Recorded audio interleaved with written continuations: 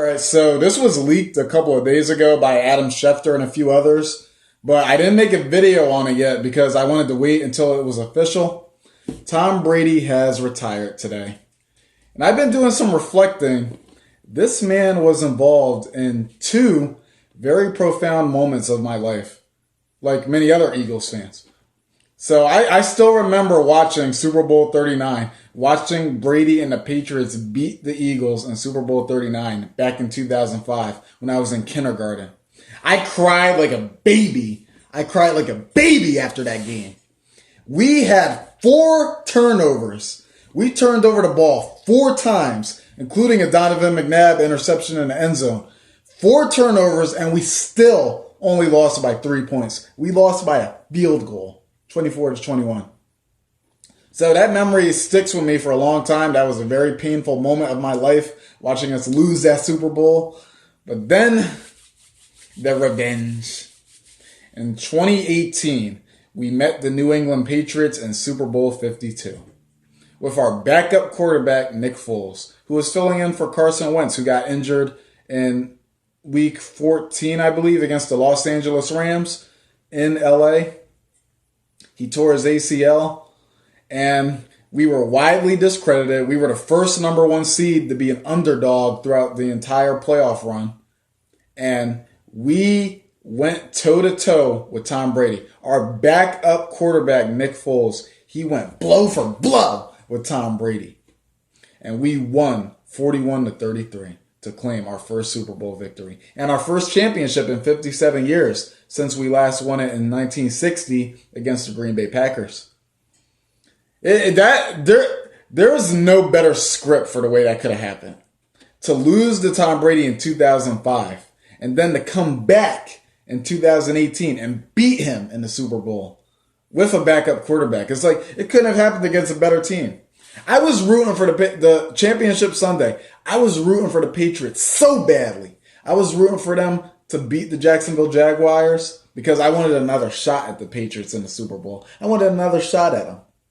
And so I was so relieved when I saw that the Patriots won. They were down by double digits in the fourth quarter. I was getting nervous like, no! I didn't want to play the Jacksonville Jaguars in the Super Bowl because then people would have said, oh, you only beat the Jaguars. You would have lost to the New England Patriots. Remember Super Bowl 39? But luckily that didn't happen. The Jaguars, they choked. The Patriots came back and won. And then later in the day, of course, we steamrolled the Minnesota Vikings 38-7. And just reflecting on this, like, wow, this man, those 2 big moments of my life, Tom Brady had a part in. And so, and this is the other thing about Super Bowl 52. Tom Brady threw 505 yards. 505 yards. That is the most yards ever thrown in a playoff game. Ever. It actually broke the record that Brady set himself in the previous Super Bowl. And then what makes Super Bowl 52 so meaningful is that we beat him after he achieved incredible greatness. So when we lost Super Bowl 39, when Brady beat us in Super Bowl 39 back in 2005, he wasn't the GOAT yet. He wasn't the GOAT at that point. The GOAT at that point was Joe Montana. At that point in time, Joe Montana was the greatest quarterback of all time. And then we meet him in Super Bowl 52, 2018. By this time, Brady is widely considered to be the greatest quarterback of all time. He is widely credited as being the GOAT. This is 1 year after he came back from a 28-3 deficit to beat the Falcons in the previous Super Bowl, Super Bowl 51, which went to overtime.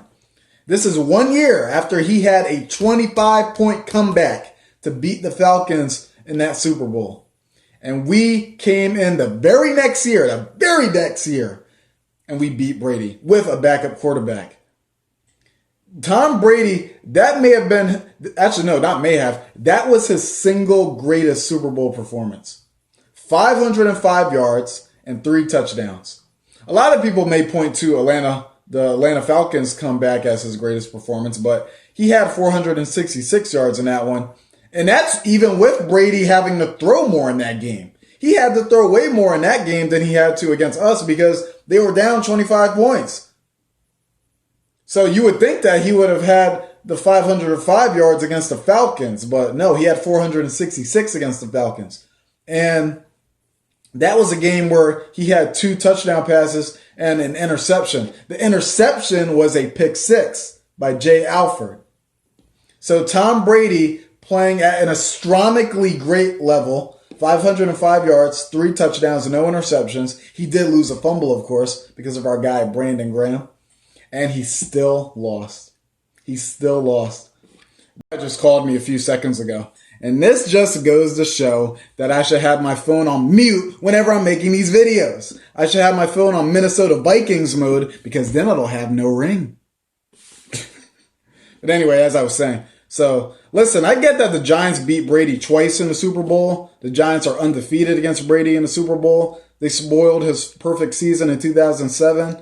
Patriots were 18-0, looking to become 19-0. They lost to the Giants in Super Bowl 42. Then 4 years later, Brady and the Patriots lost to the Giants again in Super Bowl 46. But listen, the Eagles in Super Bowl 52, we beat Tom Brady after he threw 505 yards, the most yards ever thrown in a playoff game, in a game where Brady had 3 receivers go over 100 yards receiving, Robert Gronkowski, Chris Hogan, Danny Amendola, in a game where we had a backup quarterback in Nick Foles. 1 year after Brady came back from a 25-point deficit to beat the Atlanta Falcons in the previous Super Bowl. 1 year after he came back from 28-3 to win Super Bowl 51 over the Atlanta Falcons. We knocked him off a greater pillar of greatness than we ever could have had we won Super Bowl 39 in 2005. And none of this is to discredit Brady. The guy's the greatest quarterback of all time. He's got 7 rings. It's unfortunate that one of those rings had to be won against my Eagles, but you can't knock greatness. This guy was a 6th-round pick. He was picked 199 in the 2000 draft, and he went on to win 7 Super Bowls. That's awesome. That's awesome.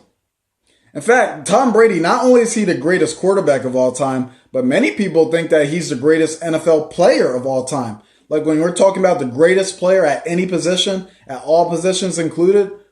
Now, a lot of people disagree with that analysis. Some people say Jerry Rice. Some people say Jim Brown. Some people say Lawrence Taylor. But when you're talking about that single greatest NFL player, Tom Brady, he's in that conversation. You could very well name Tom Brady as the greatest NFL player of all time over those other guys like Jerry Rice and Jim Brown and Lawrence Taylor. So Tom Brady, even though you don't know me, from the bottom of my heart, sincerely, congratulations on a tremendous career. I hope you enjoy your retirement. You are a living legend. And even though I didn't like what you did to my Eagles in Super Bowl 39 back in 2005, I've moved past that now. I won't hold a grudge against you over it because we got our revenge. We beat you in Super Bowl 52. And you were involved in 2 very profound moments of my life, Tom Brady. One moment of incredible anguish, and then another moment of incredible joy. One moment I was crying like a baby, and then another moment I was screaming my lungs out, dancing like a madman around my house. And you had a piece in that, Tom Brady. You had a piece in that. So wherever your journey takes you next, I hope you find wholesome satisfaction. And once again, congratulations on a legendary career. Also, I wore this Nick Foles jersey in this video on purpose. There was a reason that I'm wearing this Nick Foles Super Bowl jersey in this video. So, go Birds.